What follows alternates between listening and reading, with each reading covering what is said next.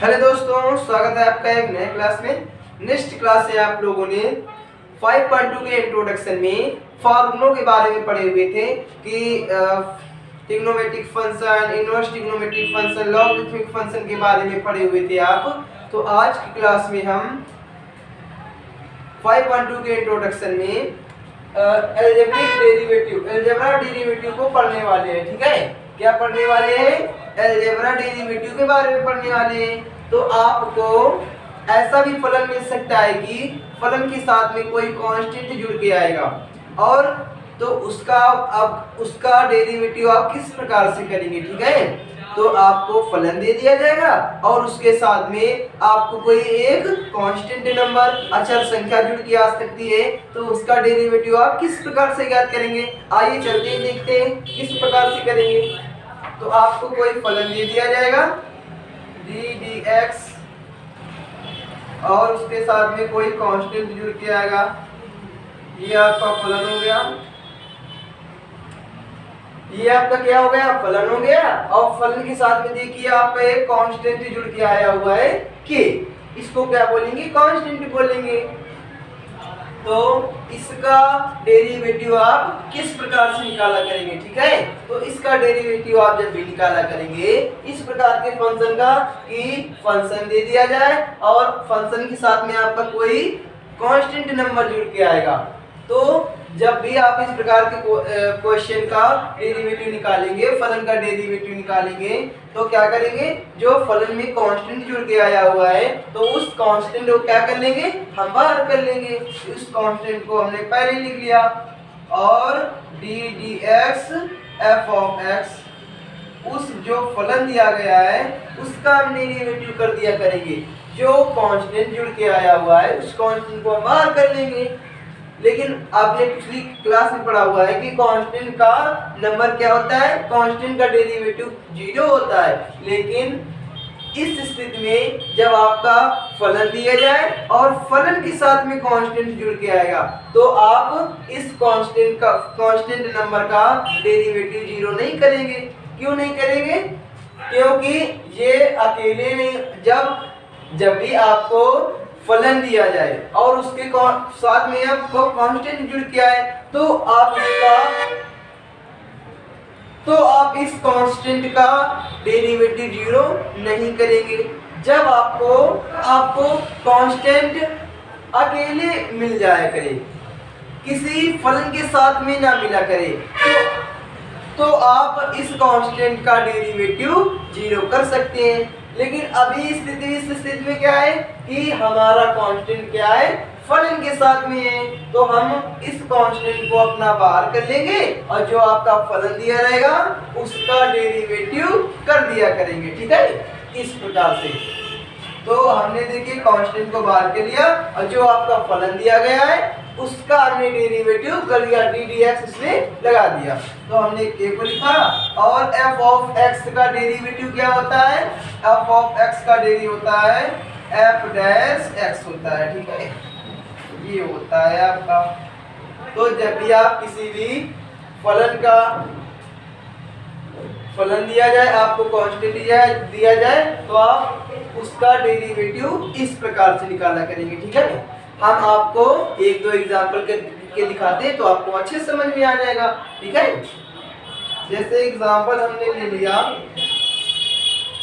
y is equal to 2 sin x। क्या ले लिया? y is equal to 2 sin x। देखिए ये एक फलन है और फलन के साथ में आपका कांस्टेंट जुड़ के आया हुआ है। अब आपसे पूछ लेगा कि ddx ऑफ y आप इससे निकाल के दिखाइएगा, तो आप क्या करेंगे? x के सापेक्ष अवकलन करेंगे। तो x के सापेक्ष अवकलन करेंगे, differentiating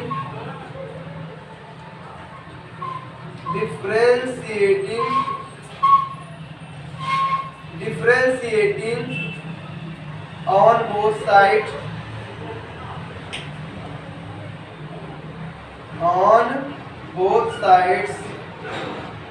with respect to x। ठीक है, क्या करेंगे? Differentiating on both side with respect to x, x के सापेक्ष दोनों पक्षों का अवकलन करने पर।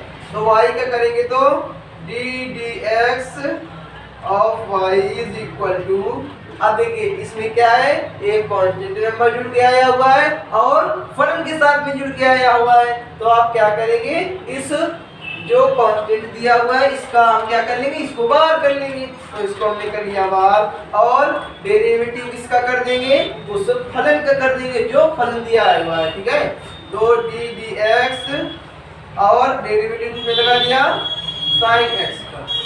साइन एक्स का हमने क्या कर दिया, अब साइन एक्स का डेरिवेटिव कर देंगे। तो d d x of y और को इसी तरह लिख दिया। और साइन एक्स का अवकलन क्या होता है, cos x होता है। ठीक है, साइन एक्स का अवकलन क्या होता है, cos x होता है। तो इस प्रकार से आप, ये आपका क्या हो गया, आंसर होगा। तो इस प्रकार से आप डेरिवेटिव किया करेंगे, इस प्रकार से आप अवकलन किया करेंगे। ठीक है, आई होप कि आपको समझ में आई होगी ये बातें। तो अब आपको ये हो गया कि जब भी आपको फलन में कोई कांस्टेंट जुड़ के आएगा, अब एक स्थिति और भी हो सकती है कि दो फलन दिए जाए और आपस में मल्टीप्लिकेशन में हो, तो उसका आप डेरिवेटिव किस प्रकार से निकालेंगे। ठीक है, तो सबसे पहले हम उसका फॉर्मूला लिख देते हैं, पहले हिंदी वर्ड में लिख देते हैं, वर्ड में, और फिर आपको अच्छे समझा देंगे। ठीक है, तो सबसे पहले आप तो फलनों के गुणनफल का अवकलन आप किस प्रकार से करेंगे, डेरिवेटिव किस प्रकार से करेंगे, तो हम उसका पहले वर्ड मीनिंग समझ लेते हैं, फिर उसके बाद वर्डों में शब्द समझ लेंगे, आप शब्दों में समझ लेंगे, शब्द मीनिंग आप समझिएगा पहले कि प्रथम फलन इंटू द्वितीय का अवकलज प्लस द्वितीय फलन इंटू फर्स्ट का अवकलज कर दिया करेंगे।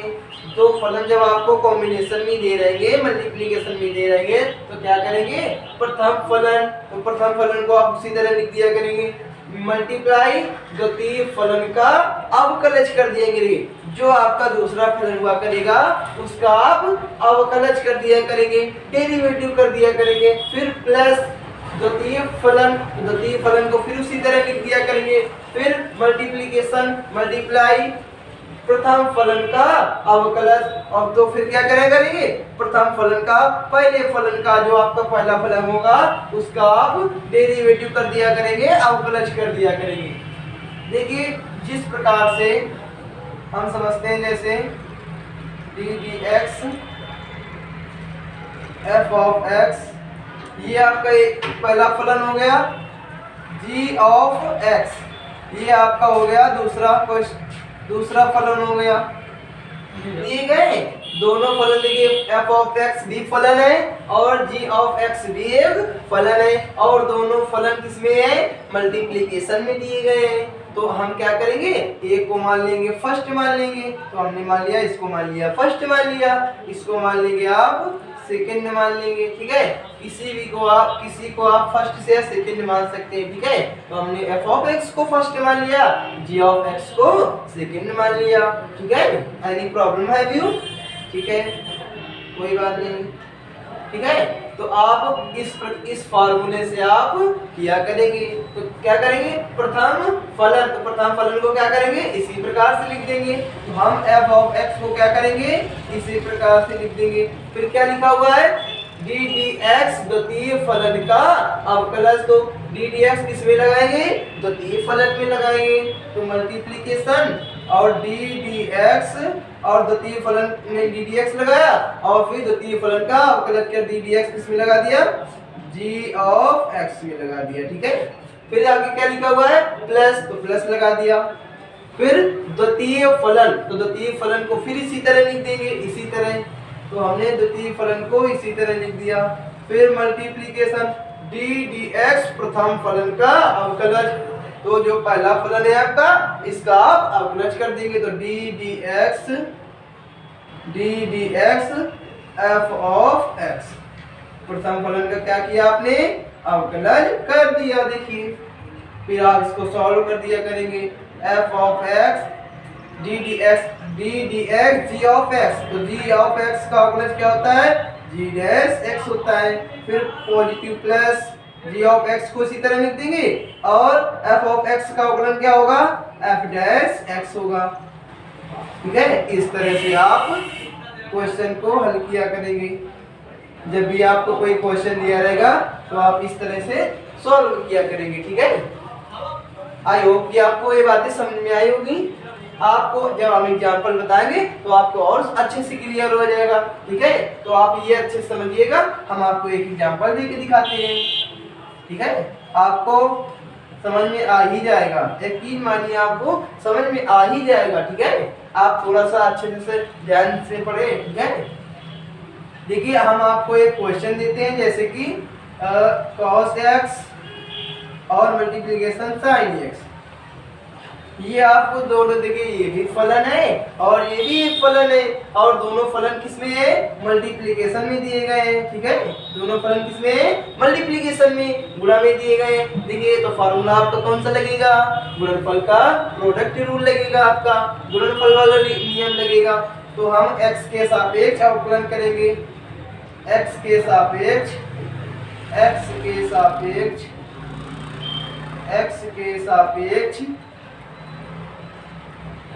अवकलन करने पर क्या करेंगे, x के सापेक्ष अवकलन करने पर y का करेंगे तो d dx ऑफ y आ जाएगा।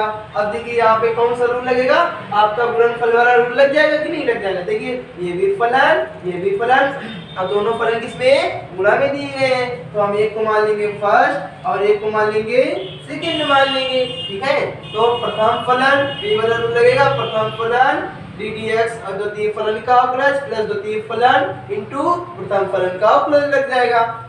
तो लगाइए वही वाला रूल। तो प्रथम फलन तो क्या है, प्रथम फलन cos x, तो प्रथम फलन को हमने इसी तरह लिख दिया, cos x लिख दिया। फिर मल्टीप्लाई d dx, द्वितीय फलन का क्या है, अवकलज कर देंगे। तो द्वितीय फलन क्या है, sin x है, तो sin x का क्या कर देंगे, अवकलज कर देंगे। देखो हमने कर दिया, फिर प्लस लिख दिया।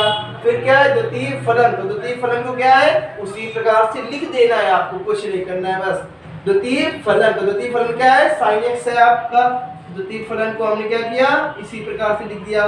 फिर मल्टीप्लिकेशन प्रथम फलन का अवकलज कर देंगे, जो आपका पहला फलन दिया गया है उसका आप अवकलज कर देंगे। तो d dx लगाया, d dx प्रथम फलन का अवकलज कर दिया। तो प्रथम फलन क्या है, cos x है आपका, तो प्रथम फलन में हमने लिखा cos x लिख दिया और इसको ब्रैकेट में बंद कर दिया। फिर d dx ऑफ y लिखा। अब देखिए cos x को हम इसी तरह लिख देंगे, cos x लिखा। फिर sin x का अवकलज क्या होता है बच्चों, क्या होता है, हमने पिछली क्लास में आपको सभी फार्मूले बता रखे हैं, sin cos tan cos sec cos sec का सभी ट्रिग्नोमेट्रिक फंक्शन के हमने सभी आपको क्वेश्चन फार्मूले बता रखे हैं, आप अच्छे से याद करके आइएगा। ठीक है, sin x का अवकलन क्या होता है, cos x होता है। तो sin x का अवकलन क्या होगा, cos x हो जाएगा, प्लस हो जाएगा। फिर sin x को हम इसी तरह लिख देंगे, sin x को क्या किया, sin x को इसी तरह लिख दिया। फिर मल्टीप्लिकेशन लगाया, cos x का अवकलज क्या होता है बच्चों, माइनस sin x होता है।